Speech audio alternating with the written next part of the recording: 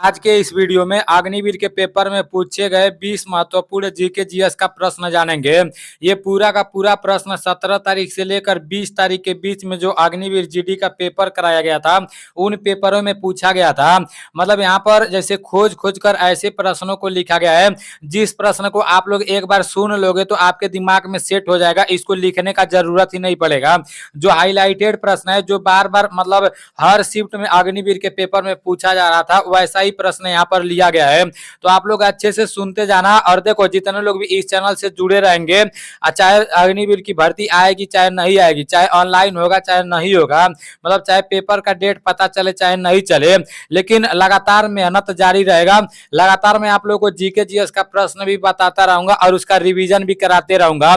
एक समय ऐसा आएगा जब अग्निवीर की नई भर्ती निकाली जाएगी, जब ऑनलाइन हो जाएगा, तो आप लोगों को ज्यादा मेहनत करने का जरूरत नहीं रहेगा। साल से जिस तरह से अग्निवीर के पेपर में प्रश्न पूछे जा रहे हैं, सेम उसी तरह से प्रश्न आप लोगों को रोज देखने को मिलेगा। और हर संडे को करंट अफेयर्स का प्रश्न आप लोगों को देखने को मिलेगा। जितना भी मोस्ट इंपोर्टेंट करंट अफेयर से प्रश्न बनेंगे वो पूरा का पूरा प्रश्न आप लोगों को इकट्ठा मिल जाएगा। और इसका पीडीएफ भी मैं टेलीग्राम चैनल पर भेजा करूंगा। टेलीग्राम चैनल नीलेश ब्लॉग के नाम से है, उसका लिंक मैं डिस्क्रिप्शन में भी दे दूंगा और अबाउट में भी टेलीग्राम चैनल का लिंक मिल जाएगा। जितने लोग टेलीग्राम चैनल में नहीं जुड़े हुए हैं तो वो लोग जुड़ जाएंगे तो अच्छा रहेगा। सबसे पहला प्रश्न है, द्विखंडन विधि द्वारा प्रजनन होता है। आप लोग गिनती करते जाना आपको कितना प्रश्न आ रहा है। आपके सामने 4 ऑप्शन है, कवक, अमीबा, शैवाल, इनमें से कोई नहीं। इसका राइट आंसर अमीबा हो जाएगा। Amoeba is right answer. आप लोगों को फिर ये कहीं ना कहीं प्रश्न देखने को जरूर मिलेगा, क्योंकि मैं हमेशा रिवीजन कराते रहूंगा, ठीक है ना। द्विखंडन विधि द्वारा प्रजनन होता है, इसका राइट आंसर अमीबा होगा। नेक्स्ट प्रश्न है कि वायु की सहायता से कौन से वाद्य यंत्र बजाया जाता है। वायु की सहायता से कौन से वाद्य यंत्र बजाया जाता है। आपके सामने 4 ऑप्शन है, बांसुरी, सितार, गिटार और नोन, मतलब इनमें से कोई नहीं।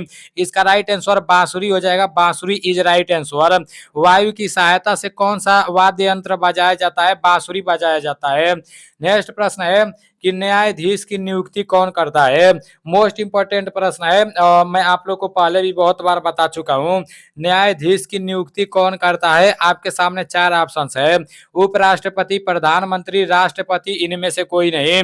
इसका राइट आंसर राष्ट्रपति हो जाएगा। राष्ट्रपति इज राइट आंसर। न्यायाधीश की नियुक्ति कौन करता है। राष्ट्रपति करता है। नेक्स्ट प्रश्न है, प्रकाश में वस्तु किसकी वजह से दिखती है। प्रकाश में वस्तु किसकी वजह से दिखती है।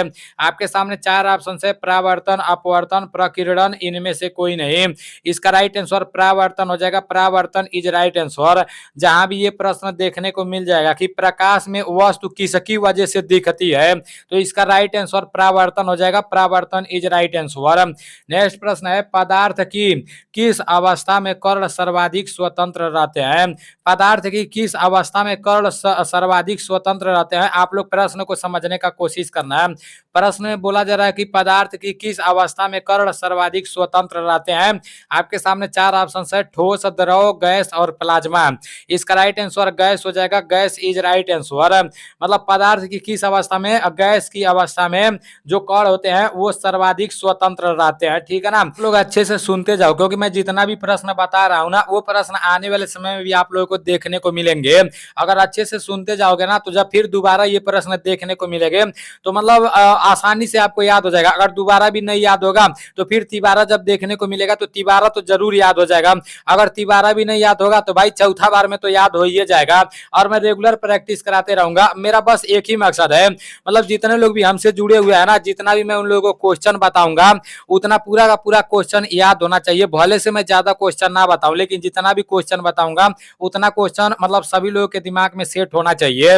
और नेक्स्ट प्रश्न दिया है कि नींबू व संतरे में कौन सा अम्ल पाया जाता है। तो नींबू व संतरे में कौन सा अम्ल पाया जाता है। आपके सामने 4 ऑप्शन है, एसिटिक अम्ल, सिट्रिक अम्ल, एस्कॉर्बिक अम्ल, इनमें से कोई नहीं। इसका राइट आंसर सिट्रिक अम्ल हो जाएगा। सिट्रिक अम्ल इज राइट आंसर। नींबू व संतरे में कौन सा अम्ल पाया जाता है। सिट्रिक अम्ल पाया जाता है, मतलब खट्टे चीजों में, ठीक है ना। नेक्स्ट प्रश्न है, वायुसेना का मुख्यालय कहाँ है। बहुत बार आगे ये प्रश्न आप लोग को देखने को मिलेगा। वायुसेना का मुख्यालय कहाँ है। आपके सामने 4 ऑप्शन है, लखनऊ, इलाहाबाद, देहरादून और दिल्ली। इसका राइट आंसर दिल्ली हो जाएगा, दिल्ली इज राइट आंसर। वायुसेना का मुख्यालय कहाँ स्थित है? दिल्ली में स्थित है। नेक्स्ट प्रश्न है, शरीर की सबसे बड़ी ग्रंथि, शरीर की सबसे बड़ी ग्रंथि कौन होती है? आपके सामने चार ऑप्शन है। यकृत, छोटी आंत, यहाँ पर छोटी बस लिखा गया है, टाइपिंग करने में थोड़ा मिस्टेक हुआ है, बड़ी आंत, अमाशय। इसका राइट आंसर यकृत हो जाएगा। शरीर की सबसे बड़ी ग्रंथि यकृत होती है, यकृत इज राइट आंसर। नेक्स्ट प्रश्न है, केंद्रक की खोज किसने की? केंद्रक की खोज किसने की? ये प्रश्न मैं आप लोग को पहले भी बहुत बार बता चुका हूँ। आपके सामने चार ऑप्शन है, Robert Hooke, Robert Pierre, Robert Brown और नीचे दिया है इनमें से कोई नहीं। तो इसका राइट आंसर आपका हो जाएगा Robert brown, Robert brown is right answer. केंद्रक की खोज किसने की? रॉबर्ट ब्राउन ने किया। अब देखो जो 10वां प्रश्न है, ये थोड़ा टाइपिंग करने में मिस्टेक हो गया है। ये जो इनमें से कोई नहीं लिखा गया है, ये ऊपर वाले प्रश्न में का है। 10वां प्रश्न है कि आगरा किस नदी के किनारे है? आगरा किस नदी के किनारे है? आपके सामने चार ऑप्शन है, गंगा, यमुना, ताप्ती, इनमें से कोई नहीं। इसका राइट आंसर यमुना हो जाएगा, यमुना इज राइट आंसर। मैं आप लोग को पहले ही बता चुका हूँ, यमुना नदी के किनारे जितना भी शहर बसा है उसको आप लोग को याद कर लेना है, क्योंकि इस बार जो अग्निवीर का पेपर कराया गया है वो मतलब बहुत बार पूछा गया था। जैसे खास करके जो यमुना नदी के किनारे जो शहर है ना, उसी के बारे में पूछा जा रहा था, तो इसलिए आप लोग को यमुना के बारे में ज्यादा ध्यान देना है। वैसे मैं आप लोग को पूरा करा दूंगा, ठीक है ना। बस आप लोग को जुड़े रहना है और रेगुलर आप लोग को वीडियो देखते रहना है, भले से आप याद करो या ना करो, लेकिन मैं याद करवा के दम लूंगा अगर आप रेगुलर वीडियो देखते रहोगे तो, ठीक है ना। मैं अपने तरफ से पूरा कोशिश करूंगा कि जितने भी भाई हमसे जुड़े रहेंगे उन लोगों को आने वाले समय में काफी ज्यादा मदद मिले। देखो नेक्स्ट प्रश्न है कि जुखाम किसकी वजह से होता है? आपके सामने चार ऑप्शन है, जीवाणु, प्रोटोजोआ, वायरस और पानी। इसका राइट आंसर वायरस हो जाएगा, वायरस इज राइट आंसर। जुखाम किसकी वजह से होता है? जुखाम वायरस की वजह से होता है। प्रश्न है, लाल बहादुर शास्त्री की मृत्यु कब हुई? देखो ये जो लिखा गया है लाल बहादुर शास्त्री की मृत्यु कब हुई, तो इनके जगह मतलब महात्मा गांधी की मृत्यु कब हुई ये भी लिखा जा सकता है, भगत सिंह की मृत्यु कब हुई ये भी लिखा जा सकता है, और भी मतलब बहुत सारे महान लोग हैं, तो उन लोगों के मृत्यु के बारे में भी आप लोग को पढ़ना है। पहले इस तरह का प्रश्न नहीं बनता था, लेकिन अब बन रहा है। वैसे मतलब इसका पूरा का पूरा पीडीएफ बनाकर मैं आप लोग को दे दूंगा और उसके ऊपर भी एक वीडियो बना दूंगा। अभी तो हम लोग के पास बहुत ज्यादा टाइम है, अभी तो अग्निवीर का जिन लोग का पेपर हो गया है वो लोग रिजल्ट का इंतजार कर रहे हैं। आप लोग रिजल्ट का इंतजार करते रहो, लेकिन पढ़ाई भी करते रहो, ठीक है ना। पढ़ाई अगर करते रहोगे तो नुकसान नहीं जाएगा।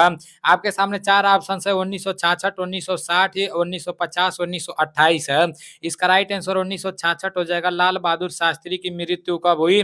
1966 में हुई। नेक्स्ट प्रश्न है कि भारतीय सेना का तोपखाना केंद्र कहाँ स्थित है? मोस्ट इंपोर्टेंट प्रश्न है, ये कोई करंट अफेयर्स प्रश्न नहीं है कि इस बार मतलब ये पूछा गया है और अगली बार दूसरा पूछा जा सकता है। भाई ये हमेशा यहीं पर रहेगा, ठीक है ना। भारतीय सेना का तोपखाना केंद्र कहाँ स्थित है? आपके सामने यहाँ तीन ऑप्शन है, महाराष्ट्र, राजस्थान, हरियाणा। तो इसका राइट आंसर महाराष्ट्र हो जाएगा, महाराष्ट्र इज राइट आंसर। भारतीय सेना का तोपखाना केंद्र महाराष्ट्र में स्थित है। नेक्स्ट प्रश्न है, खेल दिवस कब मनाया जाता है? खेल दिवस कब मनाया जाता है? आपके सामने चार ऑप्शन है, 10 दिसंबर, 12 दिसंबर, 14 दिसंबर और 29 अगस्त है। इसका राइट आंसर 29 अगस्त हो जाएगा। खेल दिवस कब मनाया जाता है? 29 अगस्त को मनाया जाता है। देखो ये ऐसे प्रश्न है ना कि मतलब बहुत बार पूछे गए हैं, इस बार भी मतलब बहुत बार पूछे गए हैं, हर शिफ्ट में पूछे जा रहे थे और आने वाले समय में जो अग्निवीर का पेपर कराया जाएगा उसमें भी पूछे जाएंगे कि खेल दिवस कब मनाया जाता है, तो 29 अगस्त को मनाया जाता है, ठीक है ना। नेक्स्ट प्रश्न है कि भोजन का पूर्ण पाचन कहाँ होता है? तो भोजन का पूर्ण पाचन कहाँ होता है? आपके सामने चार ऑप्शन है, बड़ी आंत, छोटी आंत, अमाशय और कोई नहीं। इसका राइट आंसर छोटी आंत हो जाएगा। भोजन का पूर्ण पाचन छोटी आंत में होता है। प्रश्न है, निम्न में से क्या पाचन तंत्र में सहायक नहीं है? यहाँ पर रहेगा नहीं है, टाइपिंग करने में थोड़ा मिस्टेक हो गया है। आपके सामने चार ऑप्शन है, किडनी, फेफड़ा, विरिक, इनमें से कोई नहीं। इसका राइट आंसर फेफड़ा हो जाएगा, फेफड़ा इज राइट आंसर। फेफड़ा पाचन तंत्र में सहायक नहीं है। नेक्स्ट प्रश्न है कि विश्व की सबसे गहरी झील कौन सी है? आपके सामने चार ऑप्शन है, विक्टोरिया झील, बैकाल झील, बुलर झील, इनमें से कोई नहीं। इसका राइट आंसर बैकाल झील हो जाएगा। विश्व की सबसे गहरी झील कौन है? बैकाल झील है, बैकाल झील इज राइट आंसर। देखो बहुत बार ये प्रश्न पूछा जा सकता है, ठीक है ना, और बहुत बार पूछा भी गया है, इस बार भी पूछा गया था। इस वीडियो में मैं आप लोग को जितना भी प्रश्न बताया हूँ वो पूरा का पूरा प्रश्न प्रश्न पूछा गया था, ठीक है ना। नेक्स्ट प्रश्न है, मनुष्य के आहार नाल की लंबाई कितनी होती है? मनुष्य के आहार नाल की लंबाई कितनी होती है? आपके सामने चार ऑप्शन है, 32 से 33 फीट, 5 से 6 मीटर, 6 से 7 मीटर, 22 से 25 फुट। इसका राइट आंसर 32 से 33 फीट हो जाएगा। 32 से 33 feet is right answer. Next प्रश्न है, चौरी चौरा कांड किस शहर में हुआ? आपके सामने चार ऑप्शन है, गाजीपुर, गोरखपुर, मऊ और बस्ती। तो चौरी चौरा कांड हमारे गोरखपुर में हुआ। ये चौरी चौरा हमारे घर से कितना दूर पड़ता है? 15 किलोमीटर दूर पड़ता है। मैं आप लोग को पहले भी बता चुका हूँ।